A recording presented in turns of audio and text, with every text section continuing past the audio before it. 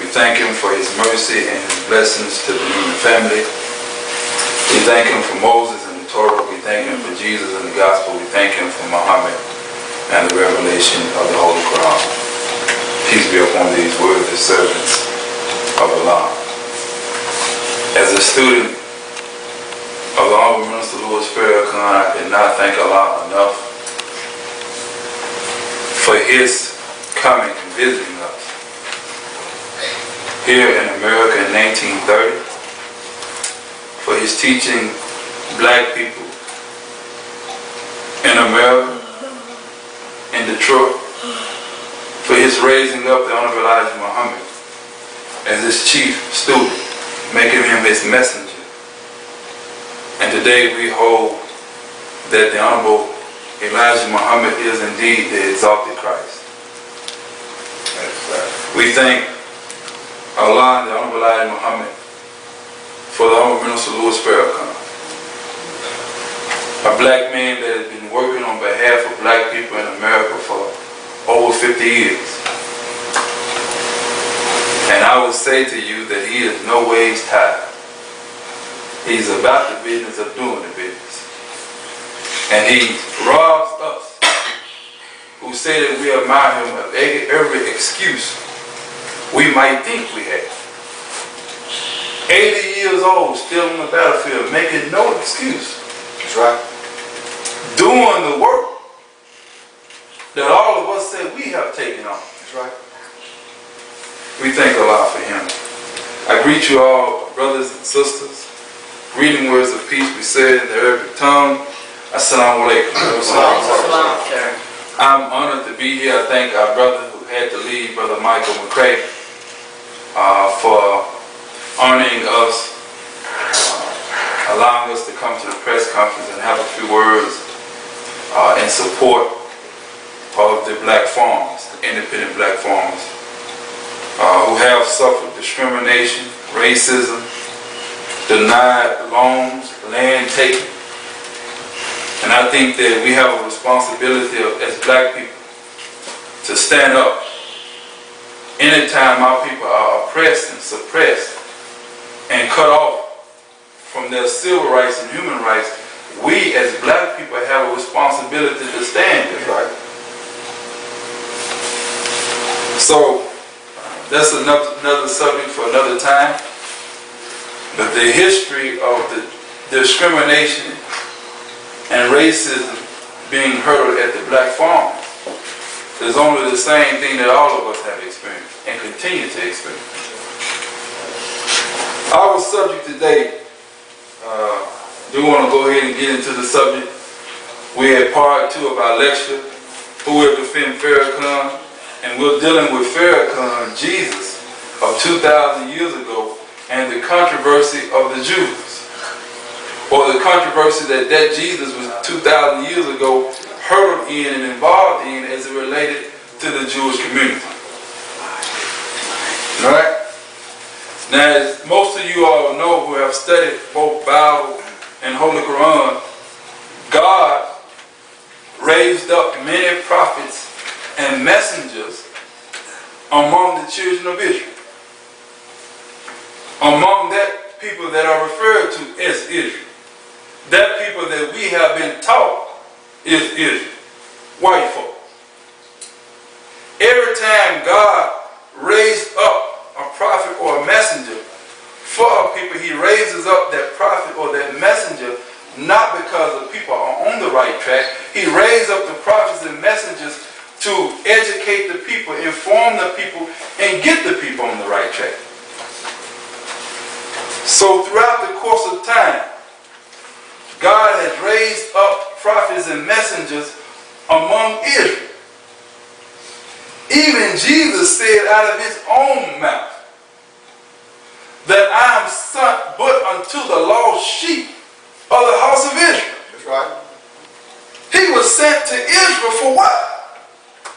He was sent to a very wicked and rebellious people. That's right. Is that right? That's right. And those same people that this man Jesus was sent to 2,000 years ago were the same people and are the same people who are in charge of America today. Oh, make no mistake about it. Don't think that those that you elect to office are the real ones that's in power. Right. We all went out and stood in long lines and elected our brother Barack Obama. But there's a hidden hand behind Barack Obama that's really calling the shot. When Jesus was raised up among these neophytes, these hypocrites, they had a death decree sent out for Jesus before he was born. So Herod said what? Kill all the male child, 2 years and under. They were on a mission. The government was on a mission to kill Jesus before he was born. That's right. Tell me that America is not on a mission to kill the black man, woman, and child. That's right. You've been here for 400 years. You heard our brother come up talking about how the black farmers are being discriminated against. We've been asking for justice for 400 years. We ain't got it yet. And if we look at the research that has been done in this country by the Carter Commission did a report after Dr. King was assassinated because over 100 cities burned. And they said we was moving toward 2 different types of Americas. One black, one white, separate and unequal. 30 years after that, they went back using your tax dollars, did further research, and came back and said that the black man, woman, and child in this country is in a worse condition than we were in during the Civil Rights Movement. I want you to understand, and you will understand today, that we have not made an inch of real progress. Right. Jesus was raised up as son among these people. And what did he discover when he went among them? Jesus discovered that those powerful Jews, that when Moses left, when Aaron left, they took the book called the Torah, which is the first 5 books of the Old Testament, was put in the hands of the Jews. Right? They took that book 500 years before Jesus was born, and they began changing the book. Yeah, they did. They began going into the book, taking stuff out, rearranging stuff, adding their own stuff in. Right? That's right. And after a while, they took the Torah, which is the book all Jews are supposed to follow, and they threw it behind their back. And today they follow a book called the Talmud. That's good. The Talmud, they began writing the Talmud 500 years before Jesus Christ was born. So Jesus came up in a world, in a community, in a society that was already off track, even as me and you was born in a community and a society that's already off track. Jesus came and he saw what the Jews was doing in terms of manipulating the people and changing the word of God and oppressing the people, so he began to speak out against those powerful Jewish rulers. That's right. One point in the Bible, he comes to them with an olive branch. Right? He comes, when he first comes, leaves out of Egypt and goes on his mission, which only lasted 3 years. He came in contact with his first cousin, John the Baptist. John the Baptist was baptizing people, and he was preaching at the same time. When he baptized Jesus, which the physical baptism has both a spiritual and historical meaning to it. When he baptized Jesus, he put something in Jesus' spirit. So that only after the baptism of Jesus by John the Baptist did something, a call come from heaven. Here's my son in whom I well please. But it never happened until John the Baptist baptized the man. John the Baptist was working, and he was in the midst of people who were angry and upset and trying to persecute him. So Jesus took that same message. After he was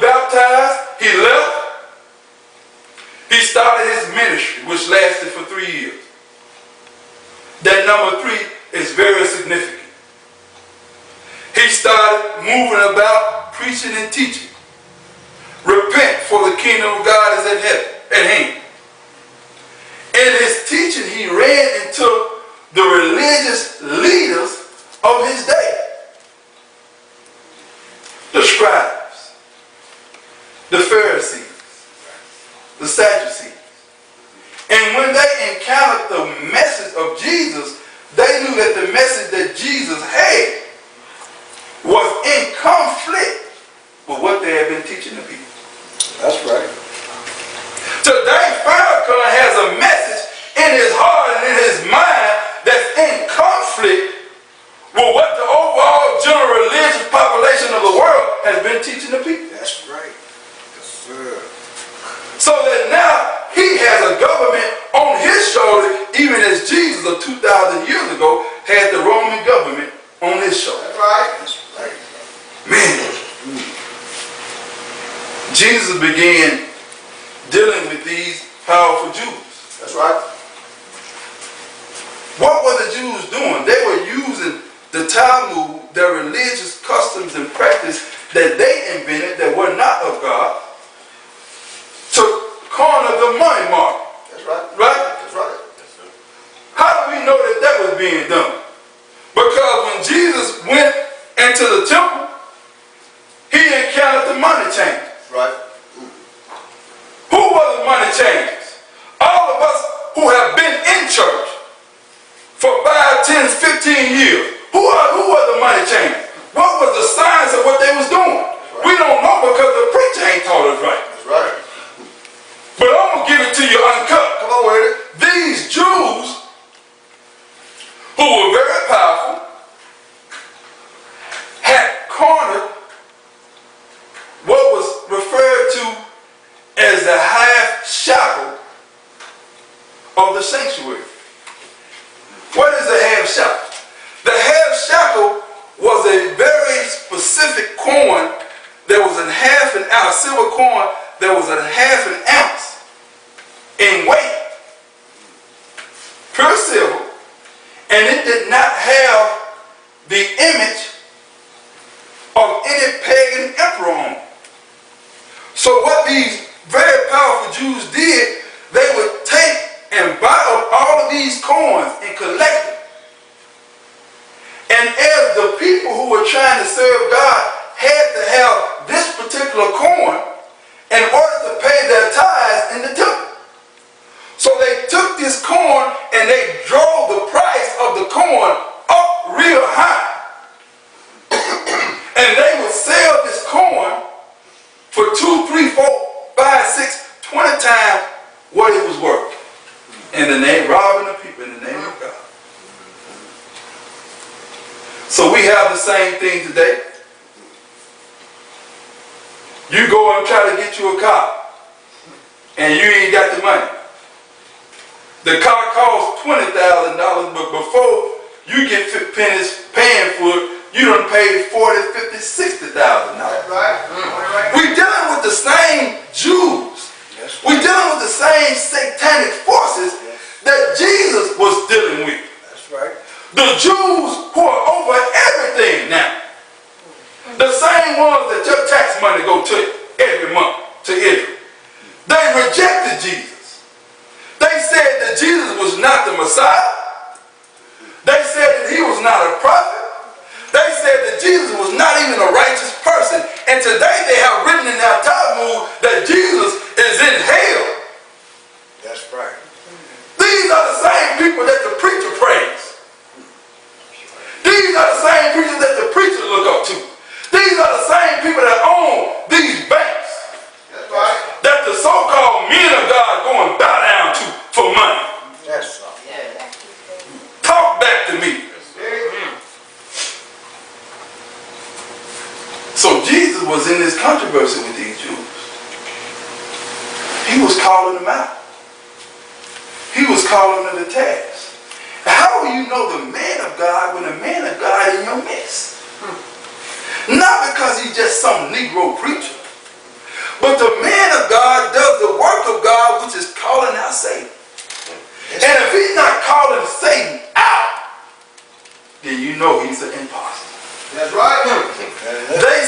that Jesus was an imposter because he had the wisdom and the courage to call Satan out of his hiding place. You don't see no preachers in this city calling Satan out. Listen. Huh? They're teaching the people, but what are they teaching the people? Giving them a good feeling, but they don't have the knowledge or the power to change their own life. This is what Jesus had to deal with. Because the scribes, the Pharisees, the rabbis, they had the minds and the hearts of the people. So when Jesus came, he did the same thing that the unblind Muhammad said that his work was, which is to be involved in the war for the hearts and minds of the people. Jesus was in this fight with these people. He was going throughout the community, cleaning people up, healing the blind and lepers, giving those who didn't have the strength to walk, giving those who had a knot in their tongue, unloosening the knot in their tongue, and giving them the ability to speak truth. And these Jews became very, very angry. At one point, they began to confront Jesus face to face, as Jesus had now discovered them and was calling them out of their hiding place. There at one point in the Bible we read that Jesus was in a debate with the Sadducees. The Sadducees were considered the highest spiritual authority at that time. That's right. And Jesus kicked their backside. The Pharisees and the Sadducees were never friends of each other. But when the Pharisees saw that Jesus had put the Sadducees to flight with the spirit of his wisdom coming out of his mouth, the Pharisees and the Sadducees came together to begin plotting against the life of that man that we call Jesus. Right. See, there's a man in your midst today who, when he speaks, he opened the ears of those who haven't been able to hear. When he speaks, he takes the knot out of the tongue of those who haven't been able to speak. When he puts something in your spirit, you're just not a dead regular Negro. You get up and you become productive. That's right. In the Jews of this day. Teach, brother. Amen. The Jews have a claim. I would like to take them to task in their claim. They say everywhere that they have went, they say that they have been persecuted. That's what they say. Why have you been persecuted? Good question. Why have people driven you out? All in Europe, you were driven out. That's right. Hitler was working on driving you out. That's right. In Mecca, 6,000 years ago after you was created, you were driven out. Why are you being driven out, Jew? Because everywhere you have went, you have caused trouble. That's right. And once you are discovered, people drive you out. You try to infiltrate the Masons in order to create this group called the Illuminati. The Masons discovered you here in America and they drove you out. There were some of you that were hid. Among the Masons, you hid yourself. Still had the same evil, wicked agenda, but you hide. They didn't have the opportunity to drive you out. Some of you Jews changed your name so to make it harder for you to be identified. You took on the name of European Anglo-Saxons. But you're still doing the same work of your fathers. Nothing has changed. You changed your name and kept on playing the same tune. Kept on with the same behavior. So today, black people in America are here. And what we are discovering now is we're here because the same people who crucified Jesus intentions to crucify you and I. I want to make my point here in a minute. Jesus was calling these devils to task. And as it says in the Bible, that as Jesus was calling these demons out, that the demons were coming out hollering, cussing and screaming and stomping. The Honorable Minister Louis Farrakhan is calling them out today. He's exposing them for who and what they are. The scripture says this. The scripture says that Satan is a man. But the Jews have taught us through the teachings of the Talmud and through their being the head of the religious authority of the world and influencing the religious leaders, they have taught us that Satan is some unseen force, either in the sky or up under the ground. Yet the Bible says concerning Lucifer in the book of Isaiah, how have thou fallen from heaven, O Lucifer, son of the morning glory? How have thou fallen from heaven? And then it said, prepare slaughter for the iniquity of their children, so they do not rise nor possess the land nor fill the land with cities. What is it talking about? Is it talking about some spirit floating around, hopping in and out of people? Is it talking about something that's in the ground that's causing all of this trouble? No. Nothing in the ground killed Jesus. Nothing in the ground killed the other prophets. Nothing in the ground beheaded the apostles of God. Then after Jesus left, they came behind Jesus and killed all of his followers. Nothing in the ground did that. But they want to sell you and me the dream that there's something inside the ground causing all of this hate. Huh? Jesus was involved in this heated controversy. As I said, they did not accept Jesus as the Messiah. They did not accept him as Christ. They did not accept him as a prophet nor as a righteous man. I will tell you this, and it may sound as blasphemy, but keep an open mind. They are very near correct about the one who was here 2,000 years ago. They are very near correct. What do I mean? That Jesus who was here 2,000 years ago was not the Messiah. Paul said he was a man born out of due season. He was a righteous man raised up to reform the Jews. Not to destroy them, but to reform them. And there's a difference. Jesus was rejected by them. So even though they had been working on the Talmud for 500 years, when Jesus came, they didn't quit working on that corrupt book that they was making. They worked on it for another 500 years after the man was gone. Right? So what is the difference between the man who was here 2,000 years ago and this one who is called the Christ or the Messiah? Christ is not a last name. That's right. Christ and Messiah is a title reserved for a very special human being in whom is God's Spirit. This human being is anointed with wisdom and with power to crush Satan. Jesus of 2,000 years ago, the great work that he did, he was rejected and he did not crush Satan. We're still living in a world where Satan is in charge.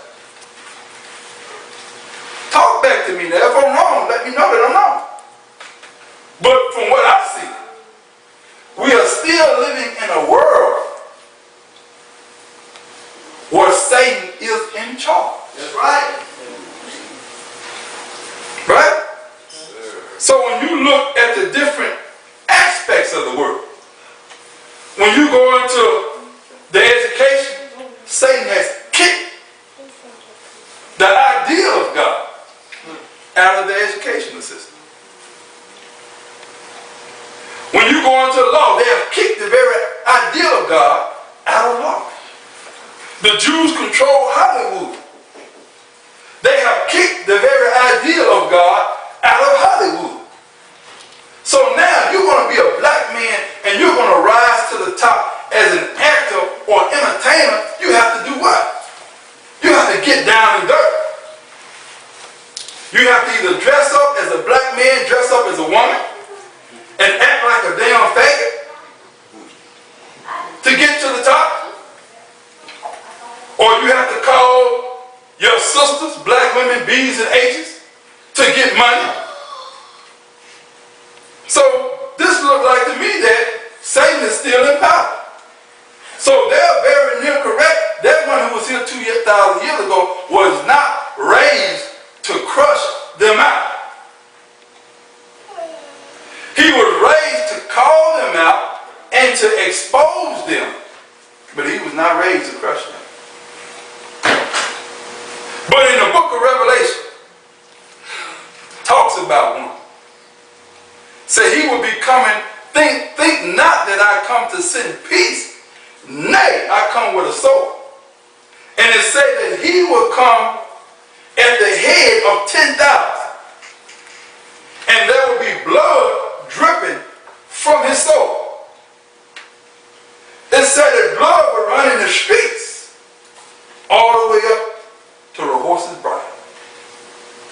And I don't know how many of you all have rode horses, but the bridle is up here.